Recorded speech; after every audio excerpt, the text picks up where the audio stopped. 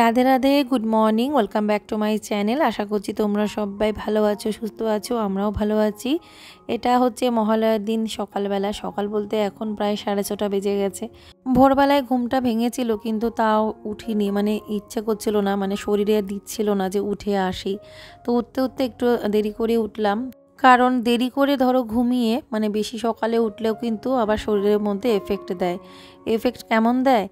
কাজে এনার্জি লাগে না, চোখ জ্বালা করে, শরীর খুব ক্লান্ত লাগে। সেজন্য মানে প্রপার ঘুমটাও কিন্তু দরকার। তো যদি ভোরবেলায় সত্যিই উঠতে হয় তাহলে কিন্তু ঘুমোনোটাও আগে আগে দরকার। যেমন যদি আমরা মনে করি 5টায় ঘুম থেকে উঠব, তাহলে কিন্তু উচিত মিনিমাম 10:30 11টার মধ্যে ঘুমিয়ে পড়া। আর সেক্ষেত্রে 12:30 12টা 12:30 1টায় হয়তো ঘুমাচ্ছি, মানে ঘুমোতে যাচ্ছি, তারপরে কি আর ভোরবেলায় ওঠা যায়? এই হচ্ছে অবস্থা। আগের দিন দেখলাম বৃষ্টি হয়ে কি অবস্থা, উঠোনটা দেখে একদম সেই কাদা কাদা, সেই কেমন একটা তেলতেলে হয়ে রয়েছে, মানে যে কেউ যদি পাটা পড়ে সে পিছল খেয়ে পড়বে। সেজন্য তাড়াতাড়ি করে আমি জল ঢেলে আপাতত মানে সামনের দিকটা ধুয়ে দিলাম, কারণ আমার হাজব্যান্ড এখনই আসছিল, ও উঠে পড়েছে। ও বলছিল যে তুমি হাত দিও না, আমি ধোবো। তো আমি বললাম ঠিক আছে, আমি সামনেটা একটুখানি ধুয়ে দিলাম, না হলে তুমি হয়তো পা দেবে, দেখবে কেমন পিছল। তো ওই জন্য ডেঞ্জারাস হয়ে রয়েছিল, তার জন্য ধুয়ে দিলাম। মনে হয় জল হয়ে গেছিলো বৃষ্টিতে, সেই জলটা যখন নেমে গেছে, নেমে যাওয়ার পরে ওরকম উঠোনের মধ্যে একটা প্রলেপ পড়ে আছে আর তেল তেলে, সেজন্যই আর কি ধুয়ে দিলাম। একটা পলি মতো হালকা ছিল। তো বৃষ্টি হলো, মানে উঠোনে জল হলো, এত পরিমাণ বৃষ্টি হলো, অথচ আমি টেরই পেলাম না কোন টাইমে হয়েছে কে জানে। আর মেন গেটে কিন্তু মা ঘুম থেকে ওঠার পরই মেন গেটে জল দিয়ে আসে, এটা নিয়ম। মানে কখনোই কিন্তু বাসি দৌড় আমাদের থাকে না। মা যদি 5টায় ঘুম থেকে ওঠে, 5টার সময় মেন গেটে জল দিয়ে আসে, 1 বালতি জল ঢেলে দিয়ে আসে, আর দৌড়েও জল দিয়ে দেয়। তো তারপরে এই যে আমি এখন চলে আসলাম ব্রাশ করে, একটু উষ্ণ জল খাবো। আর গাছের থেকে 4-5টা মতো কারি পাতা ছিঁড়িয়ে এনেছি। সকালবেলায় খালি পেটে কারি পাতা চিবিয়ে খাওয়া কিন্তু ভীষণই ভালো। মানে কারি পাতা দেখবে যেরকম আমাদের চুলের জন্য উপকার, সেরকম কিন্তু আমাদের হেলথের জন্য যথেষ্ট উপকার। মানে কারি পাতা খেলে যে চুল ওঠার যে সমস্যাটা, সেটাও অনেকটা দূর হয়।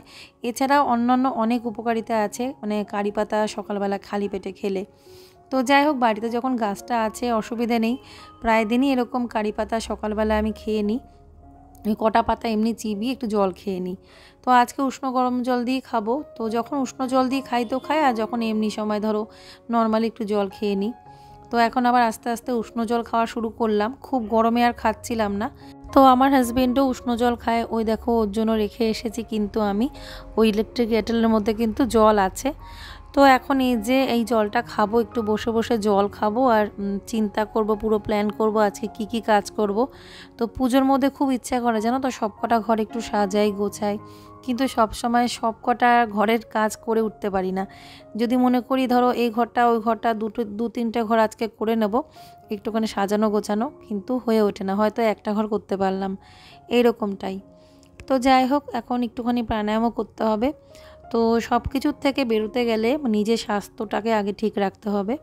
মানে ডিপ্রেশন বলো যাই বলো, যেটুকুনি সমস্যা আমার মধ্যে এসেছে সেটা থেকে আমি অবশ্যই মানে বেরোবো, সেটা অনেকটা হয়তো কিছুটা বেরিয়েছি নিজের চিন্তাধারাটা পাল্টে।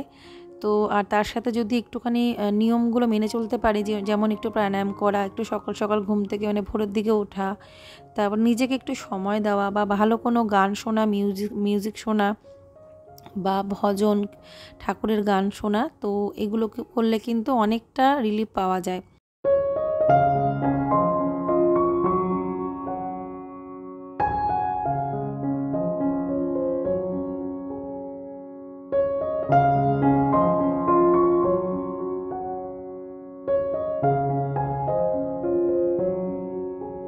তো যেটুকুনি প্রাণায়াম আমি করি বা করে থাকি, তো যেটুকুনি জানি সেটুকুনি একটু একটু করে তোমাদের সাথে শেয়ার করলাম, এইটুকুনি আমার কাছে যথেষ্ট। এইটুকুনি টাইম যদি একটু দিতে পারি 20-25 মিনিট মতো, তাহলেই আমার সারাটা দিন না সত্যি খুব ভালো যায়, ভীষণ হালকা লাগে শরীরটা, আর মনটা অনেকটা বেশি ভালো লাগে অন্য দিনের তুলনায়, যেদিন যেদিন আমি এই নিয়মগুলো মেনে চলতে পারি। তো নিজের একটা সুন্দর রুটিন বানিয়ে নিতে হবে, তারপরে সেই রুটিনটা যদি ফলো করা যায় তাহলেই মনে হয় মানে সব থেকে ভালো থাকা যাবে। রুটিনটা একটা ফলো করতেই হবে। তো যাই হোক, চলো এখন আমি সবার আগে এই বিছানাটা গোছাবো। এমনিতেও আমার প্রথম কাজ হলো এই ঘরটা গোছানো। তো ওরা যদি স্কুলেও যায়, স্কুলে যাওয়ার পরেই কিন্তু এই ঘরটা গুছিয়ে ফেলা হয়। তো সেই কারণে আজকে তো ছুটি, আজকে হলো মহালয়া। আর আগের মতো আর কি আছে, মানে ভোরবেলা ঘুম থেকে উঠলে এক মহালয়া গান শোনা যাচ্ছে, বা টিভিতে মহালয়া শোগুলো যে হতো এত ভালো লাগতো, মানে সেই ছোটোবেলাকার কথা মনে পড়ে যায়। আমাদের বাড়িতে না একদম ছোট যখন আমি ছিলাম, আমাদের ঘরে টিভি ছিল না, অন্যের বাড়িতে আমি টিভি দেখতে যেতাম, মানে আমার বান্ধবীর বাড়িতে। তো সেখানে যেতাম, মানে ওয়েট করতাম, দরজাটা খুলতো, তারপরে সেখানে গিয়ে মহালয়াটা দেখে আসতাম। তখন এই ছোটোবেলাকার কথা বলছি, তখন কিসে পড়ি, মনে হয় ক্লাস 3-4 পড়তাম, তখনকার সময়কার কথা বলছি। আর তারপরে যখন টিভি মানে সব কিছু যখন পরিপূর্ণ হয়ে গেল জীবনে, তখন সেই ইচ্ছা চাহিদাগুলোই যেন চলে গেল। সব থেকে বড় কথা যেন যুগটাই পুরো পাল্টে গেল। যুগ তো অবশ্যই পাল্টে যাবেই, আগের মতো কিছুই নেই। এখন শুধু ভোরবেলায় মহালয়ার দিন ঘুম ভাঙলে একটুখানি বাজির আওয়াজ শুনতে পাই, ব্যাস এই পর্যন্তই, এছাড়া আর কিছু শোনা যায় না।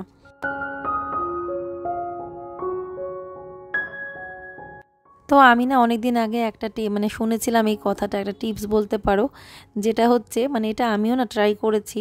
মানে একটা অ্যালার্ম যেটাতে দেবে, মানে সেটা একটা অ্যালার্ম ক্লক হতে হবে, মানে মোবাইল না হয়ে ছোট্ট একটা অ্যালার্ম ক্লক কিনে নেবে, বা থাকলে তো খুবই ভালো কথা। সেটা মানে দূরে রেখে দেবে অ্যালার্মটা দিয়ে, সেটা নিশ্চয়ই কেউ মানে কানের কাছে নিয়ে ঘুমোয় না। তো সেটা যখন বাজবে তখন অটোমেটিক্যালি উঠে পড়তে হবে, উঠে গিয়ে ওটাকে অফ করতে হবে। তখন যদি কষ্ট করে আর বিছানায় গিয়ে আবার দ্বিতীয়বার না ঘুমোও, না শুতে যাও, তাহলে মনে হয় ওঠা যাবে। এই টিপসটা ফলো করতে পারো। হ্যাঁ, যদি মনে করো যে না আমি অ্যালার্মটা বন্ধ করে দিয়ে আবার গিয়ে শুয়ে পড়লাম, তাহলে কিন্তু হবে না। তো যাই হোক, এটা কিন্তু ফলো করা যেতেই পারে। আর এখন এই যে ঘর ঝাড় দিয়ে নিচ্ছি, সব কটা ঘর ঝাড় দিয়ে পরিষ্কার পরিচ্ছন্ন ধুলোবালিগুলো ঝেড়ে মুছে নিয়ে চলে যাব ব্রেকফাস্ট বানাতে। না হলে আবার ব্রেকফাস্ট বানাতে দেরি হয়ে যাবে, বাচ্চাগুলো ঘুম থেকে উঠলে যাতে ওরা খেতে পারে সাথে সাথে, সেজন্যই ব্রেকফাস্টটা আগে বানিয়ে নিতে হবে।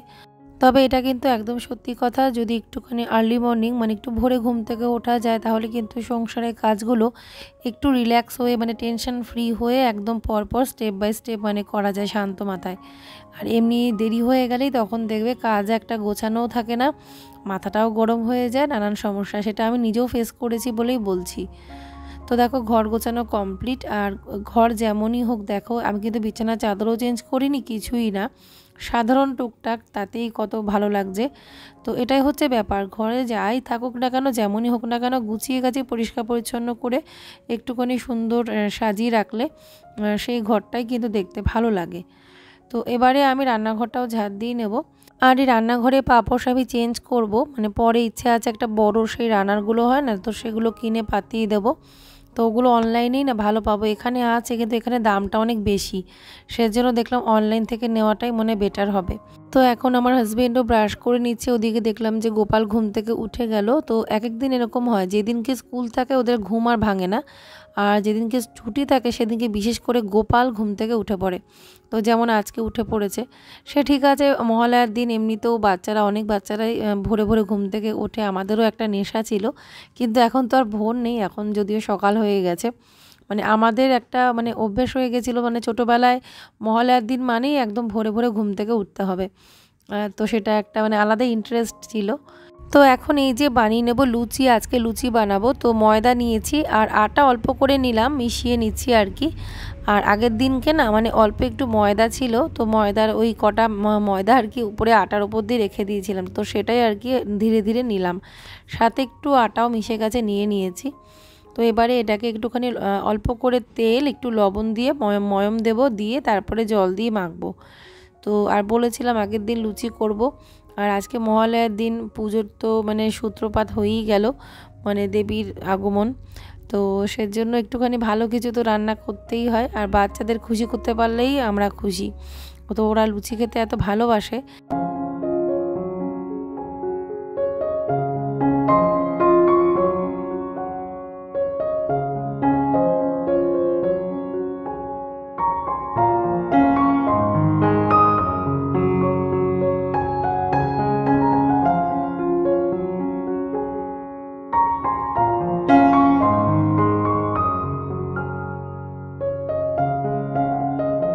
সব সময় আটা মাখার সময় আটাটা যে পাত্রে মাখবো তার নিচে একটা এরকম ন্যাপকিন মতো দিয়ে নিলে ভালো হয়, কোনো রকম আটার গুঁড়ো এটা সেটা পড়লে ওটার নিচে পড়ে না, ওই কাপড়টার উপর পড়বে, ওটা ঝেড়ে নিলেই হয়ে যায়।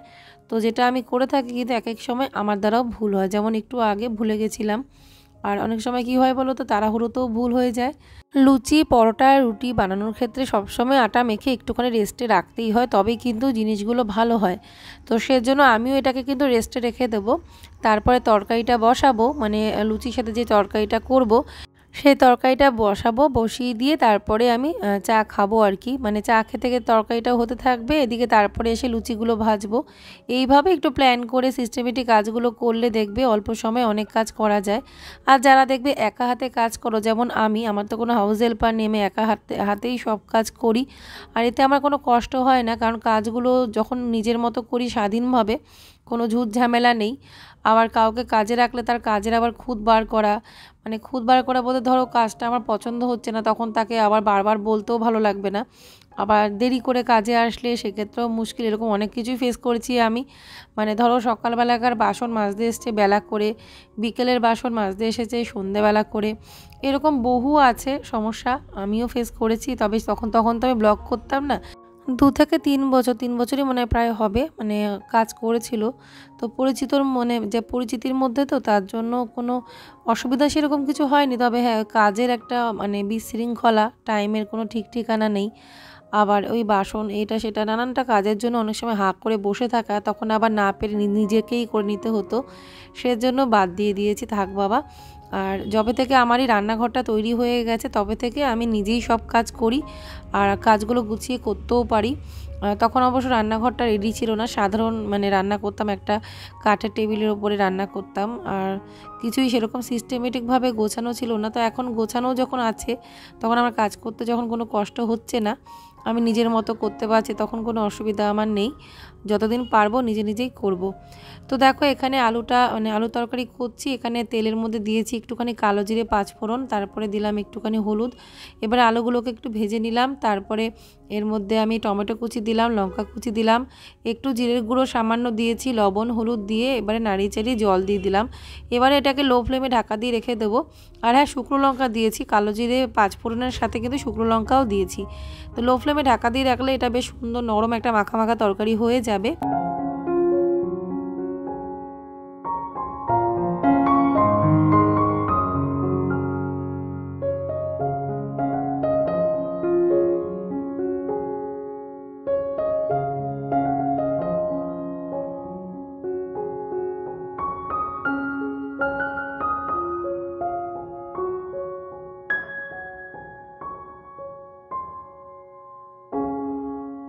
তো এবারে একটু চা না খেলে নয়, মানে চাটা এখন একটু এনার্জি সত্যিই দরকার। তো এখানে 3 কাপ চা করছি আমার জন্য, মার জন্য আর আমার হাজব্যান্ডের জন্য। আর এখন এই চায়ের জলটা যে আমি ইলেকট্রিক কেটেলের মধ্যে জলটা ফোটালে খুব তাড়াতাড়ি জলটা ফুটে যায়। আর তার সাথে এইভাবে চাটা করি, এরকমভাবে চা খেলে কোনো রকম অ্যাসিডিটিও হয় না, আর চায়ের কোনো সাইড এফেক্ট অতটা হয় না আর কি, মানে থাকে না। তো ওই কারণে এভাবে আমি চা করি, আর চাটা খাওয়ার পরে কোনো সমস্যাই হবে না। যারা লিকার চাও খেতে অনেক সময় মনে করো যে চা খাবে না, তো এইভাবে খেয়ে দেখতে পারো। আর হার্বাল টি খাওয়া সত্যিই ভালো, আমি বলবো হার্বাল টি খেলে সবথেকে বেশি ভালো এমনি চায়ের থেকে। আর গ্রিন টি তো সবসময়ের জন্যই ভালো, তবে গ্রিন টি কিন্তু সকালবেলা কেউ খায় না। গ্রিন টিটা ওই রাতের দিকে ধরো খাওয়া দাওয়ার পরে বা অফ টাইমে ঠিক আছে, কিন্তু ওই সকালে খালি পেটে কেউ গ্রিন টি খায় না। তো এখানে চা করে নিলাম, চিনিটাও এখন পরে গুলে নিই। যতটা পারছি হেলথ কনসাস হয়ে যাচ্ছি আর কি, চেষ্টা করছি সেভাবে মেনটেন করার। এরপরে হয়তো চায়ে চিনিটাও খাওয়া হবে না, চিনির পরিবর্তে হয়তো ব্রাউন সুগার কিংবা গুড় দিয়ে চা করব। গুড় দিয়ে আমি যদিও মাঝে মাঝে চা করি। তো এখানে নিয়ে নিয়েছি বিস্কিট 3 রকমের, আর এই যে চা। তো চলো এখন চাটা খাই, একটু গল্প করতে করতে চা খেয়ে তারপরে আবার যাব লুচিগুলো ভাজবো। তো এখানে গোপাল উঠেছে ঘুম থেকে, ওকে ওর বাবা ব্রাশ করিয়ে দিয়েছে, এবারে ও বিস্কিট খাচ্ছে, চকলেট বিস্কিট খাচ্ছে। আর মিষ্টু এখনও ঘুমোচ্ছে, ওকে আর তুলিনি, দেখলাম ব্রেকফাস্টটা বানিয়ে নিই তারপরে ঘুম থেকে তুলবো। আর যেহেতু গোপাল নিজে থেকে উঠে গেছে তার জন্য ঠিক আছে, কিন্তু আমি ওকে তুলিনি। আর ছুটির দিনে আমি ডাকি না, যতক্ষণ ইচ্ছে ঘুমোয়। যখন দেখি যে না এক্সট্রিম টাইম হয়ে যাচ্ছে, এখন আর উচিত হচ্ছে না এভাবে ঘুমিয়ে থাকাটা, তখন আমি তুলে দিই। আদারওয়াইজ ওরা যদি 9টা অবধিও ঘুমায় কি 9:30 অবধিও ঘুমায়, তাহলে আমি তুলি না। মানে তারপরে ঊর্ধ্বে হয়ে গেলে তখন ঠিক আছে।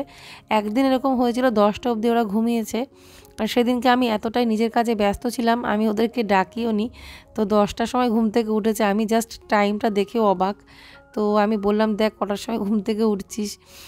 তো যাই হোক, সেদিন ছুটি ছিল অবশ্য। আর এই যে এখন আমি লুচি করছি, লুচিগুলো একদিকে বেলবো, একদিকে ভাজবো। আর পুজোর সময় কে কোথায় থাকছো, কোথায় যাচ্ছো অবশ্যই কমেন্ট করে জানাবে। আর জানি তোমরা অনেকেই প্রতিদিনই ঘুরতে বেরোবে, কিন্তু আমার পক্ষে সম্ভব হয় না পুজোর প্রতিদিন ঘুরতে বেরোনো, বুঝতেই পারছো। তো সেজন্যই হয়তো বড়জোর 2 দিন বেরোবো।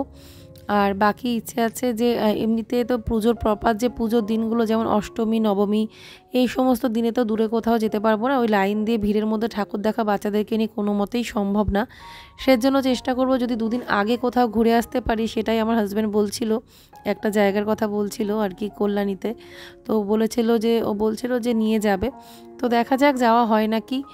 আর বোন তো এবার আসলে বোন আর বেরোতে পারবে না, মানে ও তো কোথাও যাবে না। সেজন্য চাইছিলাম যে ও আসার আগেই না হয় ঘুরে আসতাম। তো সেটাই কথা হয়েছে, এখন দেখা যাক যাওয়া হয় কি না। মানে কি বলো তো, চতুর্থী পঞ্চমীতে ঠিক আছে গিয়ে ঘুরে আসা যায়, তাহলে কোনো অসুবিধা হয় না। তো চলো এখানে লুচিগুলো ভাজি। এবার তরকারিটাও হয়ে গেছে, দেখো তরকারিটা দেখতে কত সুন্দর হয়েছে। আর এই ধরনের তরকারি দিয়ে লুচি খেতে না আমার খুব ভালো লাগে, সবাই পছন্দ করে। আর ওরা ভেবেছিল কি আমি আলুর দম করবো লুচির সাথে, দিয়ে আমি বললাম দেখ বাবা এখন এটা দিয়ে খা, তারপরে পরে আমি লুচি আলুর দম করে দেবো আরেকদিন। তো ওরা আবার আলুর দমটা পছন্দ করে লুচির সাথে আর কি। আর মিষ্টুর জন্মদিনটা বলেছিলাম যে ওই তিথি অনুযায়ী দ্বিতীয় দিন হবে, কিন্তু সেটা তো ক্যান্সেল করলাম।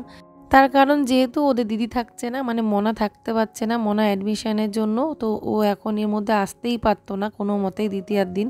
সেজন্যই আর কি দেখলাম ঠিক আছে, মনা একদিকে থাকছে না, একদিকে আমার বোনেরাও কেউ আসতে পারবে না। মেজো বোন বলেছিল প্রথমে আসবে, তারপরে ও বললো যে না পঞ্চমীর আগেও আসতে পারবে না। সেজন্যই দেখলাম থাকুক, তাহলে ওই লক্ষ্মী পুজোর আগের দিন যেটা ডেট অনুযায়ী 15 অক্টোবর ওর জন্মদিন, সেটাই পালন করব। আর এখন এই তিথি অনুযায়ী প্রতি বছর করি, কিন্তু সেটা এবছর আর হলো না। তো এই আর কি। তো এই যে খাবার রেডি, এখন ওদেরকে খেতে দিয়ে দিলাম। একদম মানে টেস্টি টেস্টি লুচি আর আলুর তরকারি, মানে অনেকে আবার এটাকে আলুর চচ্চড়িও বলে। আর বাঙালিদের ঘরে সকালে ব্রেকফাস্টে লুচি মানে মানে খুব মানে সব থেকে ভালো ব্রেকফাস্ট।